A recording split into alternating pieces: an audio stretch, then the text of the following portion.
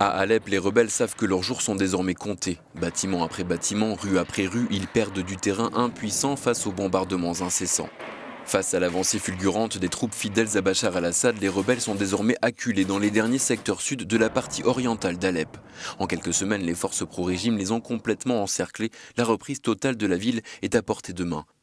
Le chef de la diplomatie russe, Sergei Lavrov, a annoncé que leurs opérations militaires étaient désormais interrompues pour évacuer des civils. Ils seraient près de 200 000, sans ressources ni assistance. Toutes les acquis de l'humanité pour faire valoir ces conventions et d'autres principes pour protéger les civils, les hôpitaux et le corps médical sont violés tous les jours en Syrie depuis 5 ans. Je pense que ce qu'il se passe en ce moment est une honte pour l'humanité entière. Profitant d'une accalmie, la Croix-Rouge est parvenue à évacuer 124 patients d'un hôpital psychiatrique situé dans la vieille ville.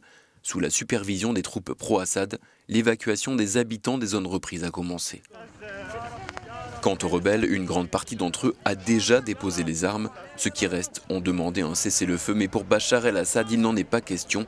La perte d'Alep sera une défaite cruciale pour les rebelles et une grande victoire pour le régime après 5 années de guerre civile.